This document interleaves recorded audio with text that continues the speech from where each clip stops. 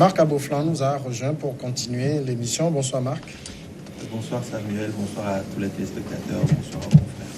Nous continuons maintenant avec la Côte d'Ivoire. L'ancien chef de la rébellion ivoirienne, Guillaume Soro, ancien président de l'Assemblée nationale et également ancien Premier ministre, passé dans l'opposition, a assuré avoir fait l'objet d'une tentative d'arrestation à Barcelone la semaine dernière.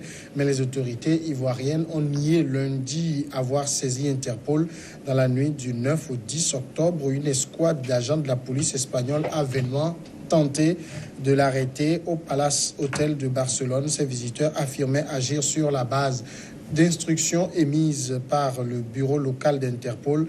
C'est ce qu'a affirmé lundi lors d'un point de presse André Déa, vice-président du mouvement pour la promotion des valeurs nouvelles en Côte d'Ivoire. Il reprenait ainsi les déclarations de Guillaume Soro lors d'une réunion politique avec des sympathisants à Valence, abondamment diffusée sur les réseaux sociaux. Marc Aboflan, est-ce qu'aujourd'hui Guillaume Soro n'est pas un peu trop dans le spectacle? Est-ce qu'il est dans le spectacle? Peut-être oui, mais il ne faut pas oublier que le contexte ivoirien même prête à ça, et Guillaume Soro a justement besoin de ça pour se positionner. Ce qui se passe aujourd'hui en Côte d'Ivoire, c'est qu'ils ont il faut créer le contexte. Vous savez que ces élections prochaines, les élections de 2020, sont des élections véritablement à enjeu. Et face à ces élections, nous savons déjà qu'il y a un certain nombre de concurrents. Et vous n'êtes pas sans savoir aussi l'histoire récente, ou en tout cas la vie politique récente de Guillaume Soro, et qui finalement n'a pas adhéré donc à ce RHDP dont il se réclamait. Il a également perdu son poste de président de l'Assemblée nationale, et donc il lui faut se refaire une santé politique. Et se refaire une santé politique passe par un positionnement pour ces élections-là, et tout le monde sait que aujourd'hui, dans une alliance Gbagbo-Bédié face à Ouattara, le vent pourrait rapidement basculer. Et il faut créer justement aussi ce contexte-là pour se positionner, parce que l'idée aussi, Ouattara ne s'est pas encore déclaré candidat. On sait que Bédié a des velléités de se représenter, mais il n'y a pas encore eu de déclaration ferme. On sait que le RHDP aura un candidat, et Soro a tout intérêt à se positionner. Et quoi de mieux pour se lancer dans cette bataille juridique, justement, que cette manipulation de foule, ou cette création, justement, pour se positionner. Maintenant, il y a aussi le fait que si les faits étaient avérés, ou si une arrestation, je vois mal Guillaume Soro, quoi qu'on dise, si Interpol voulait vraiment l'arrêter à Barcelone, je le vois mal filer entre les mailles d'Interpol. Mais comme je le dis, la Côte d'Ivoire nous a déjà habitués à cette politique spectacle-là, donc il n'y a plus rien qui... David Diakwavi, Guillaume Soro, c'est ce qu'on peut appeler chez nous un animal politique. Il sait aussi que quand on est un politique, la stratégie de la victimisation, ça paye. Oui, ça paye bien. Et je pense qu'il a très vite compris, il a très tôt compris quand il était parti de la primature d'abord pour occuper la présidence de l'Assemblée nationale. Et quand il était parti de la présidence de l'Assemblée nationale, il a très tôt compris qu'il est devenu un animal à abattre par ses anciens partenaires, puisque déjà avec son départ de l'Assemblée nationale, il y a un divorce qui a occulté son désir depuis très longtemps de quitter le joug de Alassane Ouattara. Il avait envie d'être beaucoup plus libéré. Il a envie d'exprimer ses positions politiques qui sont en contradiction avec celles défendues par l'actuel président et l'ensemble de son parti. Et donc, il a très tôt compris qu'il peut jouer le jeu. Aujourd'hui, il est en train de surfer sur la sensibilité des Ivoiriens. Et beaucoup d'Ivoiriens s'attendent à le voir candidat. En tout cas, il a déjà dit, il a exprimé directement dernièrement. Et donc, il se dit qu'en jouant sur cet aspect, il peut encore réunir autour de lui beaucoup d'Ivoiriens qui comprendront un peu sa politique et qui voudraient s'associer pour le porter à la présidence, puisque aujourd'hui, je ne sais plus ce qu'il veut. Guillaume Soro a tout, a eu tout durant son parcours politique. Il est de ministre, il était arrivé à la primature. Après, il est parti il a atterri à l'Assemblée nationale. Aujourd'hui, son objectif, c'est de devenir président de la République de la Côte d'Ivoire. Et il a très tôt compris qu'en étant sous Ouattara, il ne pourra pas arriver à atteindre cet objectif. Donc, s'il se dit victime aujourd'hui, tous les signaux portent à croire aujourd'hui que son départ au sein de ce rassemblement a porté un coup fatal à Alassane Ouattara, puisque Ouattara voudrait l'avoir sous lui pour ne pas le laisser véritablement s'exprimer, alors que Guillaume Soro avait d'autres objectifs. Il avait pensé très tôt que le terrain était vide et qu'il pourrait l'occuper. C'est ce qu'il fait. Et donc, il se dit victime, oui, il fallait qu'il s'attende à ça, parce que le pouvoir en Côte d'Ivoire ne va pas lui drainer le tapis rouge après son départ de ce rassemblement, et après avoir fait valoir ses positions politiques, surtout pour la prochaine présidentielle. Le pouvoir en place ne va pas l'accueillir les bras ouverts. Chacune de ses sorties est scrutée à la loupe. On le guette, et au prochain faux pas, je pense que le gouvernement ivoirien ne va pas hésiter à lui mettre le grappin dessus. Est-ce que Guillaume Soro est une réelle menace pour Ouattara, en tout cas une menace plus qu'un Gbagbo ou qu'un Bédié par exemple? Guillaume Soro est un jeune qui a gravi tous les échelons. Comme l'a dit mes prédécesseurs, aujourd'hui, qu'est-ce qu'il lui reste? La présidence. Mais dans la tête des Ivoiriens, c'est lui qui a mené la guerre en Côte d'Ivoire. C'est un couac qui ne peut jamais être effacé. Quand il était président de l'Assemblée, il y avait le problème de rassemblement des oufouettistes. Il n'a pas adhéré à cette option.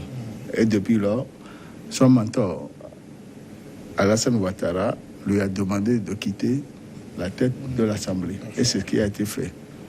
Et depuis son départ, il n'y a pas de semaine où il n'y a pas de menace sur sa personne. Réel ou supposé? Réel ou supposé.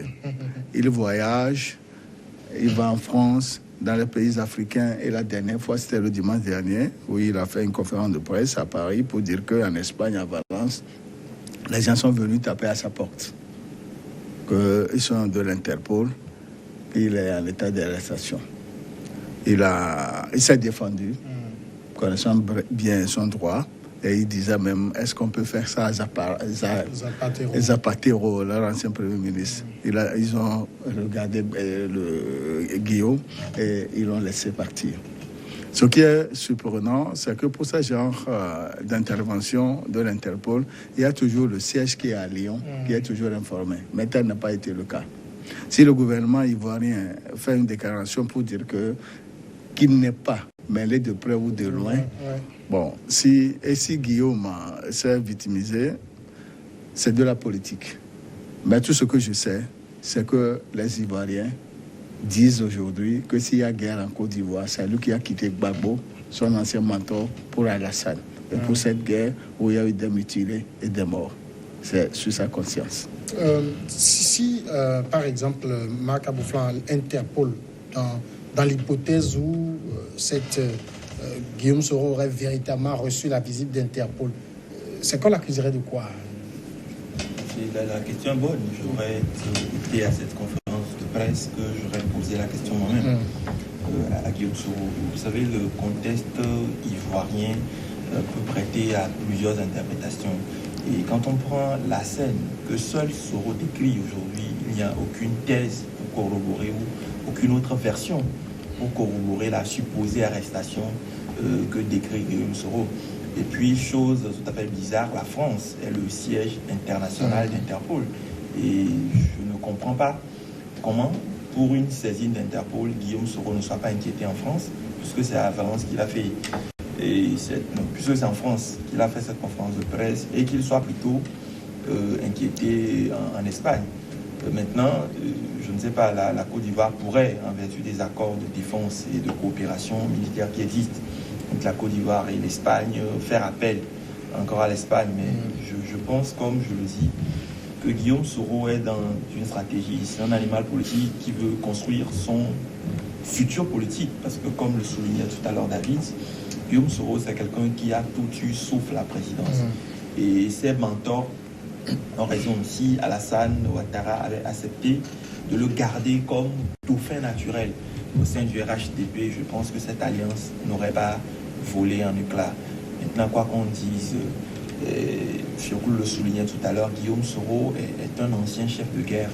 Et en tant qu'ancien chef de guerre, il ne va pas seulement à la présidence pour gouverner la Côte d'Ivoire, mais il va aussi à la présidence pour que ses anciens camarades qui sont toujours là, qui sont tout aussi puissants, puissent partager le butin de guerre. Rappelez-vous ce qui s'est passé dans les garnisons en Côte d'Ivoire il y a quelques années encore, où les militaires ont fait du boucan pour le butin de guerre que leur a promis Alassane. Et aujourd'hui, si Guillaume Soro n'arrive pas à être inquiété en Côte d'Ivoire, parce qu'il y a des raisons de l'inquiéter en Côte d'Ivoire, c'est justement parce qu'il a derrière lui une bonne fraction de l'armée qui est toujours aussi puissante, qui dispose des armes. Rappelez-vous même des dernières arrestations qu'on a fait à son domicile. Maintenant, ce qui se joue, tout le danger, c'est que Alassane Ouattara n'est pas clair sur une éventuelle candidature en 2020. Et c'est ça qui pourrait donner du grain à moudre à Guillaume Soro et à ses amis. Alassane Ouattara ne s'est pas prononcé, certes, mais du moment où il a changé la constitution et que son mandat en cours est le premier, il a le droit d'aller au second. Et c'est pourquoi Bédié a cherché une autre alliance pour pouvoir le battre. Mais ce serait un peu difficile. La Côte d'Ivoire, l'élection aura lieu dans un an, en octobre 2020. Mais on a encore plusieurs semaines, plusieurs mois pour que tout soit bien défini. Les alliances se feront et se déferont aussi. Mais ce qui est sûr, Alassane, à ce que je sache, va se déclarer candidat. Il va se déclarer candidat. Mais en 2020. La probabilité est moins. La probabilité moins parce que... Oui, je pense que... Et puis, je pense que dans un souci d'apaisement de la Côte d'Ivoire, dans un souci de réconciliation, il va dans l'intérêt de Ouattara de ne pas se proposer, de se présenter. Parce que c'est vrai, l'homme est venu, on sait comment il est venu au pouvoir, on sait ce qu'il a fait, il a abattu un travail assez formidable. La Côte d'Ivoire a changé aujourd'hui. Quand vous arrivez à Abidjan, vous voyez la transformation qu'il a apportée sur l'ensemble du territoire. Aujourd'hui, les anciens ennemis arrivent à s'asseoir pour discuter. Gbagbo, son procès l'a libéré provisoirement. Bédié aujourd'hui avait été associé politique de Ouattara. Les différents gouvernements qui ont suivi étaient composés des membres des différentes formations politiques, de l'opposition, de la société civile, etc. Ouattara a fait ce qu'il a pu pour aujourd'hui quand même apporter un ouf de soulagement aux Ivoiriens. Il a un bilan, défendre ce bilan aujourd'hui est assez positif. Maintenant, connaissant les présidents africains, on sait ce qui se passe, comme un peu ce qui se passe en Guinée. On sait que pour un oui ou pour un non, ils peuvent changer de costume. Personne ne s'attendait à voir Alpha Condé changer les choses comme ça. Et très tôt, Alassane Ouattara, moi, ce que j'ai compris en lui, parce qu'il avait fait des déclarations, on ne peut pas compter sur l'homme politique qu'il est, président de la République d'un pays instable qu'il a réussi aujourd'hui à stabiliser. On ne peut pas trop compter sur lui, mais me fondant sur les déclarations qu'il a eu à faire les premiers moments de son second mandat, je pense quand même que pour lui personnellement d'abord et pour l'ensemble de la Côte d'Ivoire, afin d'éviter aussi que le pays retombe dans une instabilité. On a vu ce que la Côte d'Ivoire a connu, et c'est tragique. Ce pays avait été cité comme un exemple de pays stable dans la sous-région. Mais on a vu un peu quand ça a basculé, on a vu ce que ça a donné. Et les germes de cette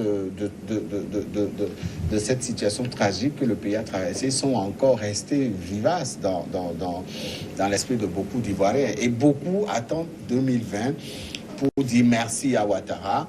Maintenant, si Ouattara positionne un dauphin, le RDA peut l'emporter encore. Mais lui, s'il se propose de venir, je pense qu'il aura plus d'intérêt à partir par la grande porte et à comprendre que c'est par lui que la Côte d'Ivoire s'est stabilisée et a déclenché son processus de développement économique. Alors, Max, peut-être ce qui va déterminer si Ouattara sera ou non candidat, c'est qu'il est en train de guetter ce que fera un Bédié, ce que fera un Gbagbo. Il a été clair même dans un discours où il estimait qu'il fallait que l'ancienne génération parle. Et je pense que... Dont lui. Dont lui, bien évidemment. La Côte d'Ivoire a tout intérêt aujourd'hui à laisser partir ces 3 hommes. Pas partir dans l'au-delà, mais justement laisser le politique donner une certaine retraite à ces personnes-là pour qu'une jeune génération qui est tout aussi compétente. On a dans le camp Bédié des jeunes tout aussi compétents, même s'il n'y a pas un dauphin naturel qui émerge. Dans le cas Ouattara, on a des gens qui se positionnent, même si je sais que Ouattara même a une préférence pour Amadou Gon Coulibaly. Il y a quand même beaucoup d'autres personnes en bac qui se positionnent. Il y a beaucoup d'autres personnalités. Et dans le camp Gbagbo, nous savons tous que Blé Goudé pourrait être un dauphin éventuel de qualité. Et donc, l'enjeu pour la Côte d'Ivoire aujourd'hui, c'est de réussir ces élections 2020 là, tout en évitant le chaos. Parce que ce qui se profile à l'horizon, en tout cas vu l'alliance aujourd'hui, qu'un certain Gbagbo et Bédié sont en train de nouer, cette alliance est assez puissante pour basculer le pays.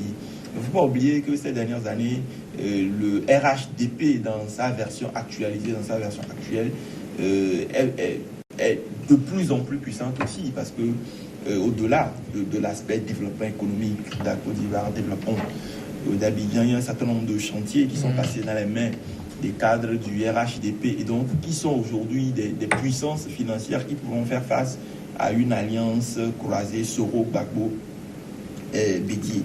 Et donc l'enjeu pour toutes ces personnalités, pour tous ces hommes politiques-là, ivoiriens, c'est de mettre la Côte d'Ivoire au-dessus de tous les intérêts et de privilégier la voie du dialogue. Et je pense, à mon avis, il faudra aussi et surtout travailler à ce que les militaires, que ce soit les forces nouvelles ou l'armée loyale, puissent rester dans leur caserne, puissent rester confinés jusqu'à la fin de ce scrutin pour que la Côte d'Ivoire soit pacifiée. Alors, la nouvelle génération qu'évoquait le président Ouattara au cours du discours dont parlait Marc, est-ce que c'est une génération à la Soro, par exemple? Non, de toute façon, Alassane Ouattara ne peut jamais parler de Soro et de son camp. Il parle de son propre camp, le RHDP. À part Amadou Gon Coulibaly et Bakayoko, il y a d'autres jeunes qui sont là, les Tanons et autres là. Mais à ce que moi je sache, il n'y a pas pour le moment une idée claire d'Alassane. Le politicien peut dire Y le matin, à midi il peut dire Z, à 18h il peut revenir à B. Donc, en matière politique, rien n'est tracé. Ce n'est pas de mathématiques, 2 plus 2 égale 4. C'est le terrain qui guide. C'est le terrain qui dirige l'action, comme dit le militaire. Donc, pour le moment, Alassane Ouattara n'a rien dit. Comme l'ont dit mes 2 frères. Est-ce que l'idéal aussi, c'est pas qu'il se prononce et laisser la bataille des dauphins se jouer? Non. S'il se prononce ici et maintenant, la guerre entre les dauphins va cesser immédiatement. Or, il devait entretenir le suspense jusqu'au bout. Et c'est dans ce suspense-là que les uns et les autres vont se faire avoir à travers les déclarations entre amis. Tout va lui revenir et il va savoir ce qu'il faut faire. Si nous prenons le cas de l'Angola, il est parti à donner la présidence à son ministre de la Défense. Ils ont signé un contrat. Il est parti, le contrat n'a même pas fait 3 mois, le nouveau a sorti ses griffes. Donc, c'est un phénomène que les chefs d'État en exercice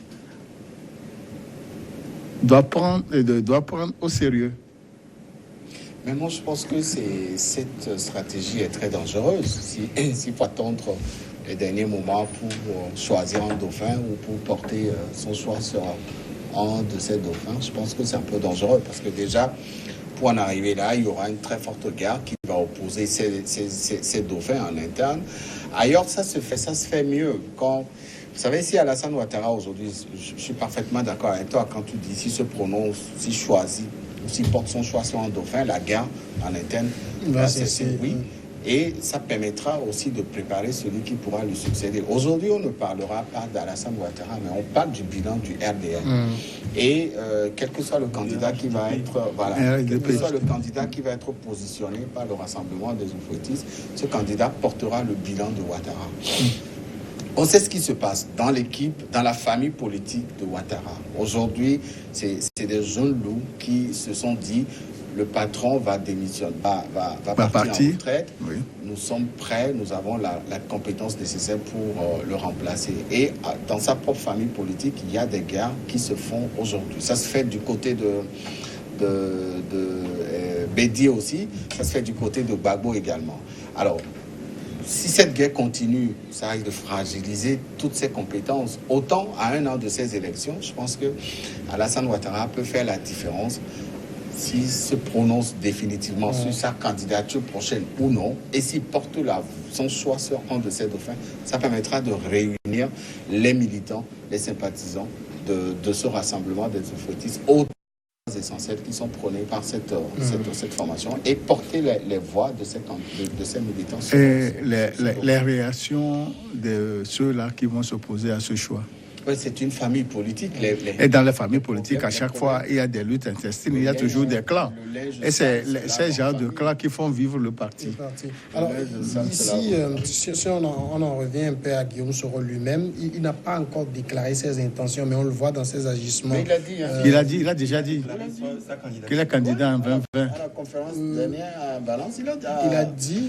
oui, il a dit qu'il est candidat en 2020. Il a dit oui, je serai candidat à la prochaine présidentielle. Officiellement. Oui, alors maintenant, est-ce qu'il a, comment dire, une force derrière lui?